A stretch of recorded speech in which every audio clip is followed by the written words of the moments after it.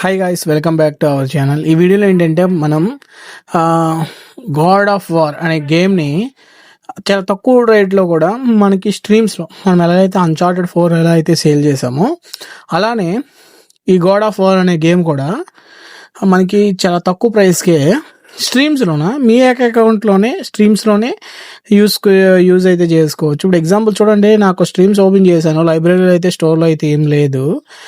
నేను మీ యొక్క అకౌంట్లోనే ఓపెన్ చేస్తాను, అంటే ఇంకొక వేరే అకౌంట్ అయితే ఉండదన్నమాట. మీది ఏదైతే అకౌంట్ ఉందో అదే అకౌంట్లో అది ఏదైతే సాఫ్ట్వేర్ స్ట్రీమ్స్ ఉందో అందులోనే అయితే నేను గేమ్ ఇస్తాను అనమాట. ఇప్పుడు నేను యాక్చువల్లీ ఇన్స్టాల్ చేశాను, రీస్టార్ట్ చేసి మీకు చూపించాను ఒకసారి. అంటే రీస్టార్ట్ చేసి చూపిస్తున్నాను, ముందైతే ఇన్స్టాల్ చేయలేదు.